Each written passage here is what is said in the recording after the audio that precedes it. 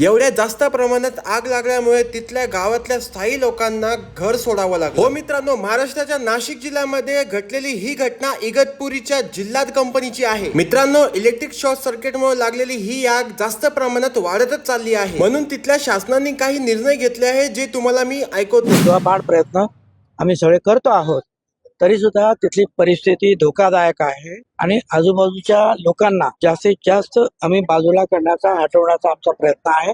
बाजूला आपल्या इथं टँक आहे, त्या टँकला आम्ही कंटिन्यू कूलिंग करण्याचं काम करतोय। कूलिंग करण्याचं काम असं की त्याला कंपनीला लागून आहे आणि कंपनीला लागून असल्यामुळे त्याला टेम्परेचर न मिळू देणे, बाहेरून जर त्याला टेम्परेचर मिळणे तर एक विपरीत घटना घडू शकते। तर तेवढा आम्ही त्याचा प्रयत्न करतोय। 2 आमच्या वॉटर टेंडर आणि फोम त्याच्यासोबत फोम ठेवलेला आहे की ते कंटिन्यू त्याला कूलिंग करताय की त्याला टेम्परेचर न मिळावं। जिंदाल कंपनीमध्ये लागलेली ही आग गेलेल्या 72 तासापासून चालू आहे आणि अजूनही ती थांबायचं नाव घेत नाही आहे। मित्रांनो, कंपनीत काम करणाऱ्या कर्मचाऱ्याला कुठल्याही घातक इजा झाल्या नाही आहेत, सगळे सेफ आहेत। आणि सर्व मित्रांना एकच सांगतो, स्वतःची काळजी घ्या आणि सेफ राहा।